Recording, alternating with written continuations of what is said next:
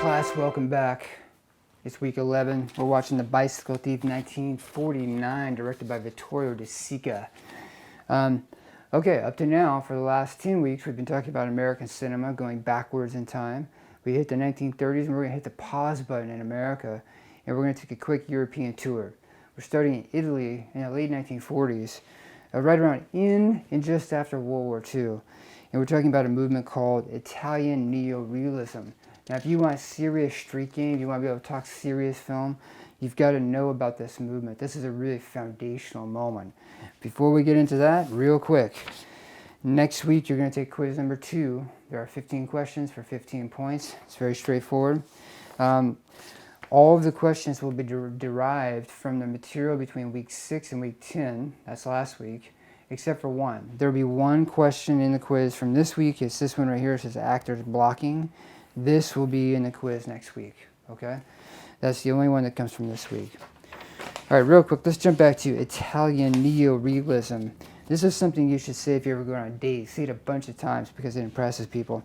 What is Italian neorealism? Before we talk about that, let's talk about Italy before this. Italy 1920s, Italy 1930s, Italy 1940s until we get into World War II. Who's in control of Italy at that time? A dude named Mussolini. That's not a dessert. That's a guy. He's a fascist dictator. Not super bad. He's no Hitler, but he's not a good dude. Mussolini loved film. He established the Venice Film Festival way back when. I think he must have established it in the 30s or 40s because he realized sooner than a lot of other politicians, he realized the power of cinema to help craft an image. And he was very into crafting his own image, and he loved the power of movies to sort of project his own image.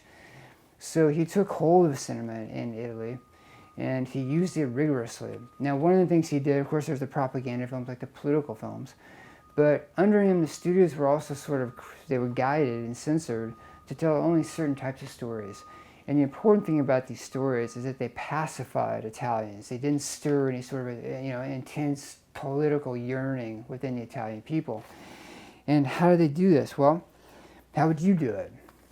Well, you do what Hollywood does. And you make films that are kind of dreamy and things you would love to have, and like you're rich, like Richie Rich stories. And what they called these was the white telephone films. These were glossy, like love stories. They were called the white telephone films because in Italy at that time, a white telephone was a symbol of wealth. So, again, films that didn't stir political passions, sort of daydreams about romance, etc., etc. And this was the dominant form in Italy for many, many years, and you weren't allowed to make any other type of film. Well, what happens is Mussolini, about 3/4 of the way through the war, Mussolini falls in Italy. He loses control, and Italy becomes, fascism ends, and Italy starts to become a democracy. Well, all the directors, now these are trained, skilled directors who work in studios, they don't have anything to do for a little while because there's no funding. The studios are physically damaged, so they do what good artists do, and they start to improvise. And what they decided to do, and this starts with one director in particular named Mussolini, is they said, well, instead of doing these bogus stories that are fantasies about the upper class and upper middle class, let me get a story from like the real people. Let's shoot on real locations, and instead of using actors, let's use real people. And those are the foundations of Italian neorealism. So location shooting, non-actors, and sourcing the stories from the real world. And that's what defines the movement. As simple as that sounds to us now, at that time it was revolutionary. So Mussolini shoots the first one. It's called Rome Open City. And this is still when the war's happening. So he's out in the streets shooting while the Nazis still occupied Italy. And of course other filmmakers pick up the banner and there's a bunch of different directors making this style of film, and that is what The Bicycle Thief is.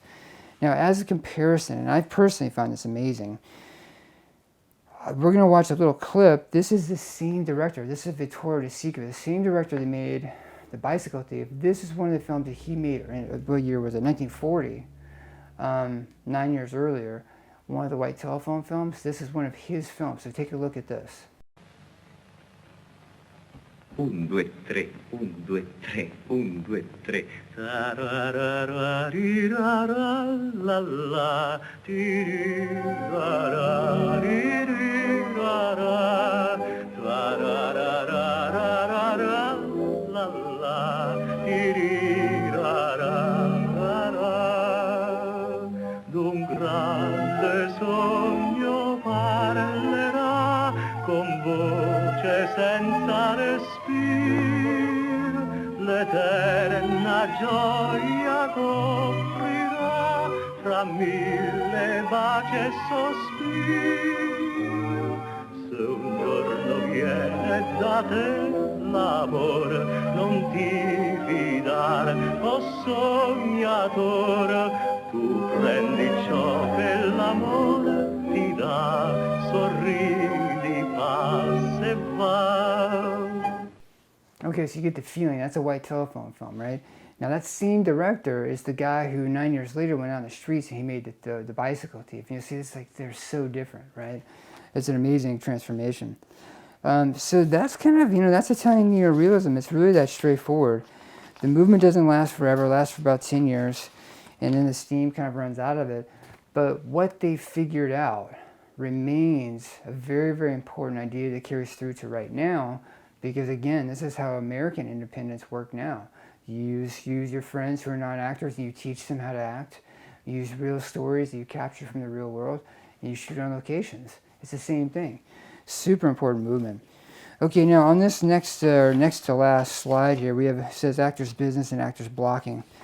Actors business, this is like craft talk, okay? So between actors and directors.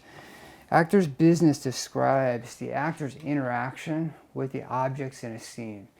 And actors business is a really, really powerful tool to improve and change a performance with an actor. So here's an example. You can imagine a blank script that says Mary runs outside the apartment building, greets Marco, runs back, right? And you're out there, you shoot the scene, and you look and you're like, there's nothing, the scene doesn't have any chutzpah, it needs something.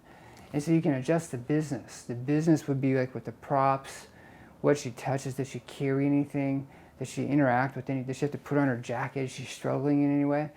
If you look at this shot, and this is a frame from the bicycle thief, see the buckets? So this is actor's business. Now this scene could have been done without the buckets, right? She goes to the water pump, maybe she's got like something small, it's light.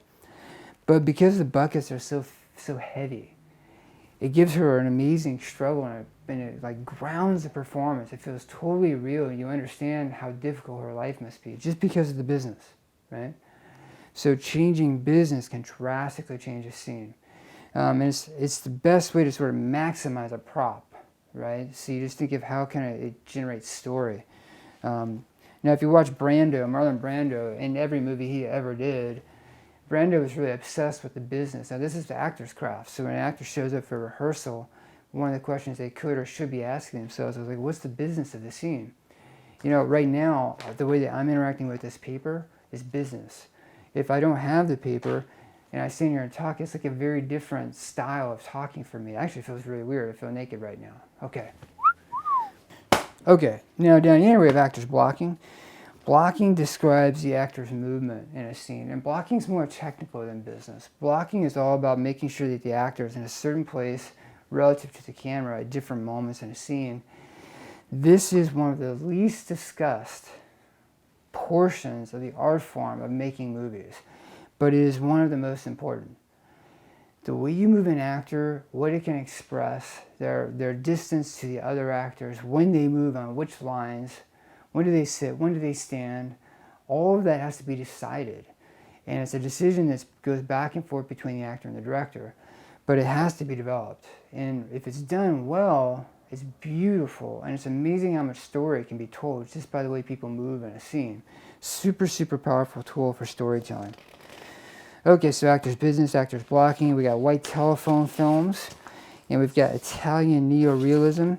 You guys are ready to impress people when you start talking about movies. Okay, so again, 10 weeks we've been talking about the United States, American cinema up to the 1930s. We jumped over to Italy this week, enjoyed the film. There will be 4 questions on the post-assessment test this week.